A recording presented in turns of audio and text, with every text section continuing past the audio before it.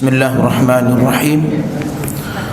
Assalamualaikum warahmatullahi wabarakatuh. Alhamdulillah, asyukru lillah, wassalatu wassalamu ala rasulillah, amma ba'd. Alhamdulillah, mari sama-sama kita memuji Allah, memohon ridhanya, pertolongannya, petunjuknya, agar kita senantiasa mendapatkan curahan rahmat, ampunan, kasih sayang, dan utama sekali pertolongan di saat kondisi zaman dan keadaan yang hari ini kita lihat adanya ke semena-mena dan sewenang-wenang, gonjang-ganjing, ketidakberaturan, kegelisahan yang menyelimuti kita. Kemudian mari kita berqudwah, mencintai, meneladani,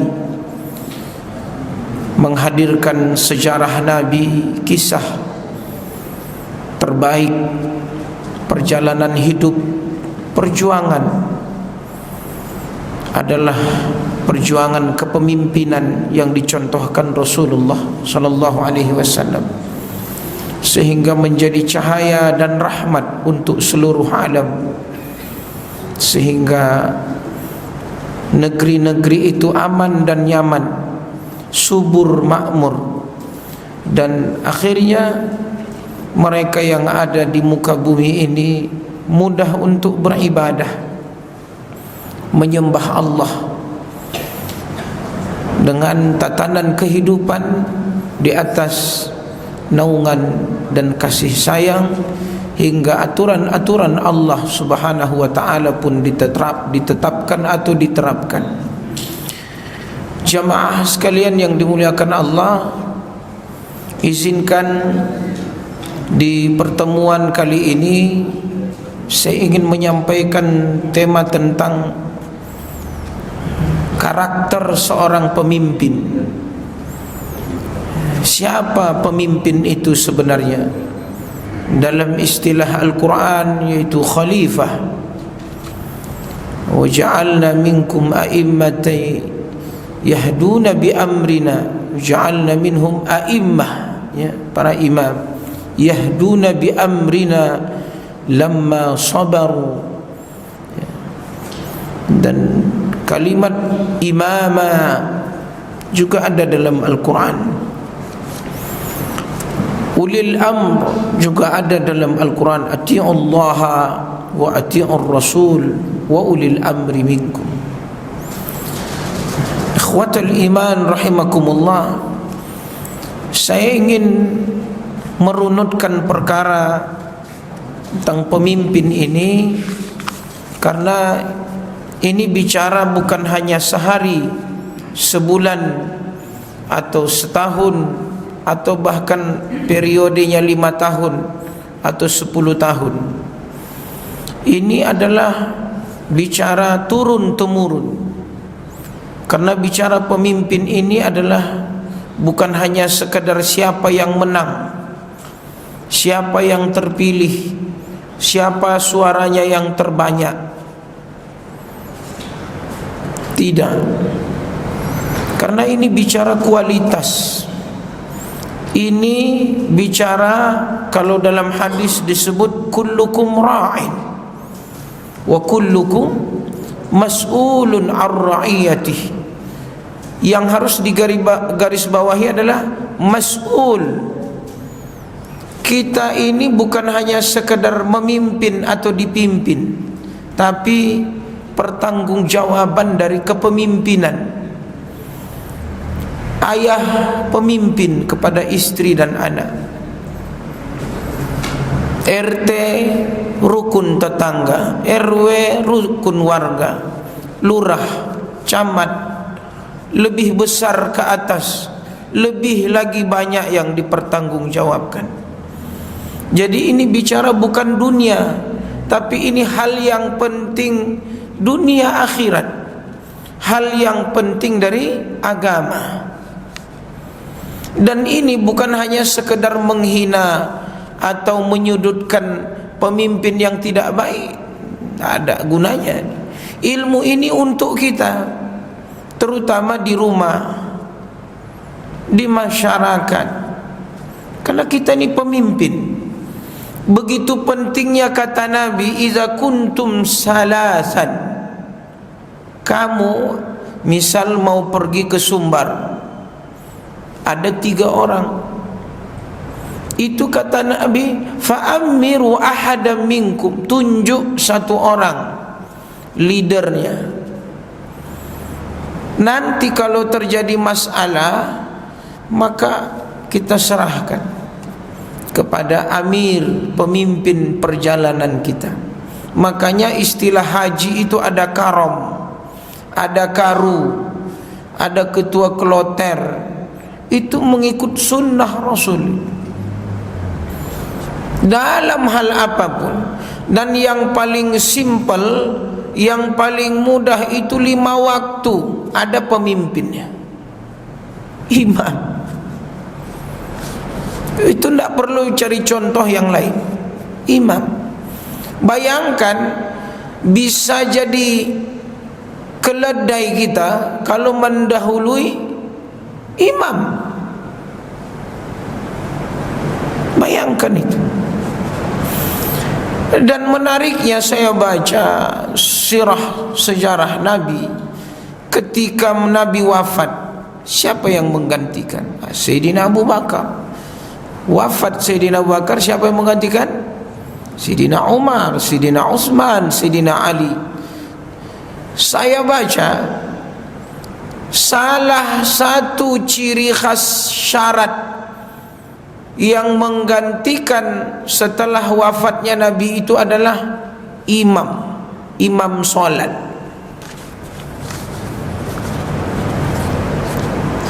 Bukan karena, kalau sekarang kan modal pencitraan, popularitas, bukan hanya sekedar modal fulus. Lah ya, tak berlaku itu di zaman Nabi, di zaman sahabat.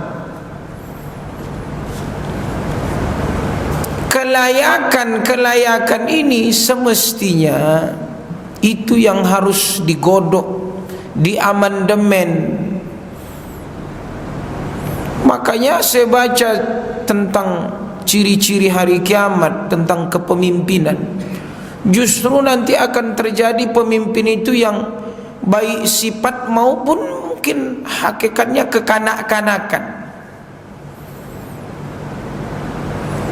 Bisa jadi memang umurnya masih belia, sifatnya, mentalnya. Karena begitu penting itu, begitulah setiap kaum itu diutus ada pemimpinnya, ada nabinya sekaligus memimpin, mengarahkan. Malunya kita lagi, jangankan di dunia manusia, di dunia hewan aja ada leadernya. Coba searching di YouTube, bahkan ada ratunya, ada algojonya, dunia gajah, dunia bebek, dunia burung. Itu ada leadernya, ada pemimpinnya.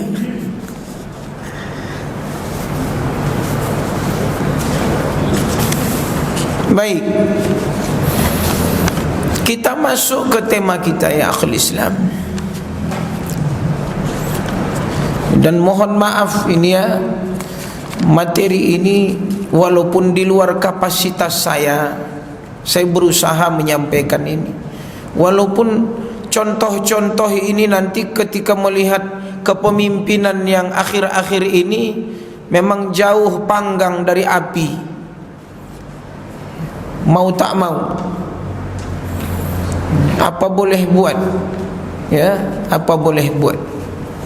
Jadi kita belajar, namanya belajar. Dan kita pernah dihebohkan sejarah Indonesia ini. Al-Maidah ayat 51. Ya. Kalimatnya jelas, ya ayyuhalladzina amanu la tattakhizul yahuda wan nasara awliya ba'duhum awliya'u ba'd. Surah Ali Imran, la yattakhidhul mu'minuna al-kafirina awliya min dunil mu'minin. Orang mukmin tak boleh mengambil orang kafir menjadi pemimpin. Ada yang ingin melencengkan tafsir ayat ini, katanya sahabat lah, katanya inilah, sampai mereka cetak Al-Quran ya, tapi tak bisa, tak mungkin, karena aulia di situ adalah memang pemimpin. Baik, bahasan yang pertama adalah syarat. Syarat itu secara mujmal, secara universal syumul, dalam ilmu-ilmu fikih, ilmu-ilmu kaedah siasah ini, politik ini, disebut adalah udul. Adalah ini kita artikan ada 4. Itu diambil dari sifat Nabi: siddiq, amanah, tabligh, fatanah. Kalau mengikut bahasa Inggrisnya, siddiq itu disebutnya integritas, jujur. Amanah itu kredibilitas. Fatanah, cerdas, kapabilitas. Tabligh itu terbuka, transparansi. Ini bahasa ilmiahnya. 4 ini diterjemahkan lagi kepada 10 sifat. Ya, karena saya buat begini biar mudah diingat. Jadi nanti tengok anak-anak kita, dan tak mudah.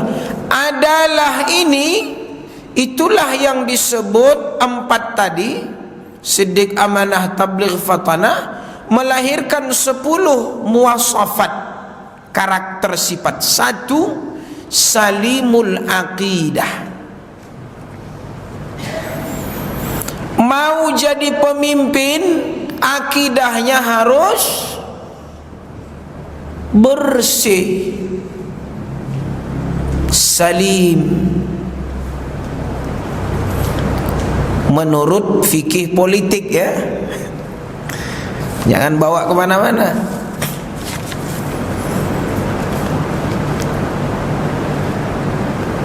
Salimul aqidah ini melahirkan 20 sifat lagi, 20 kriteria lagi.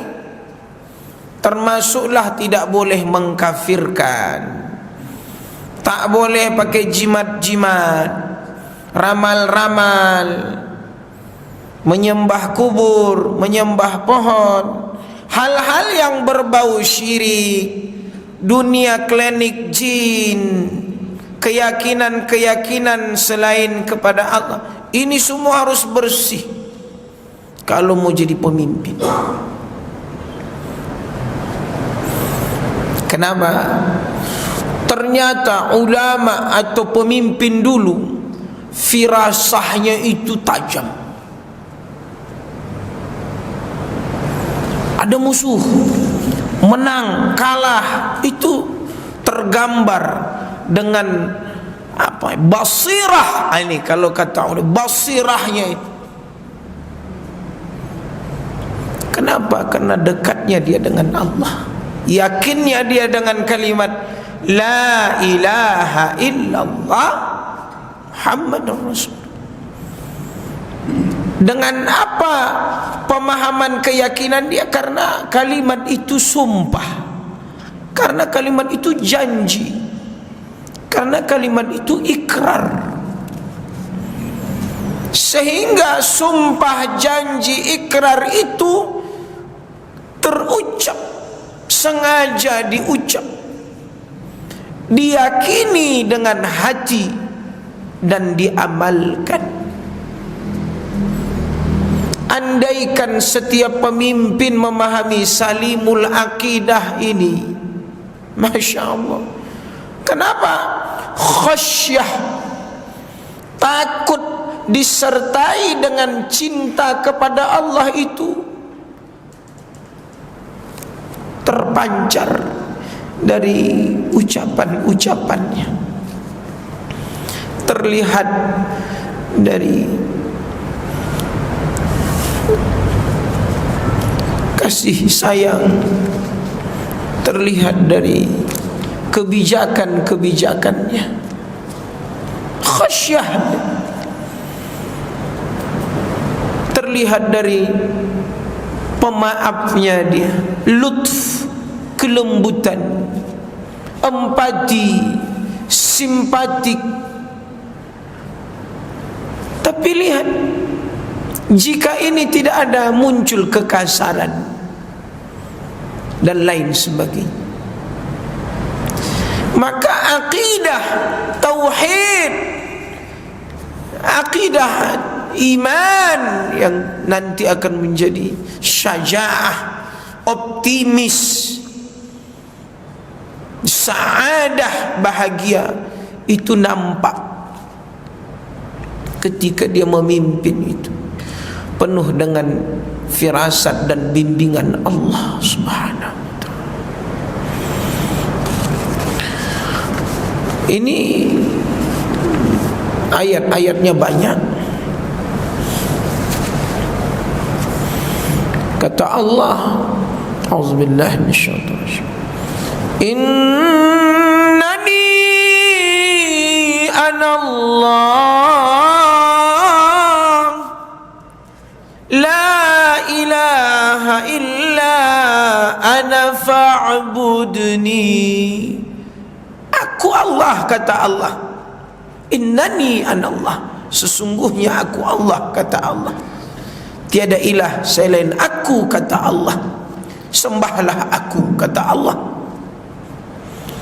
Andaikan itu tertanam di hati seseorang, iman yang jujur,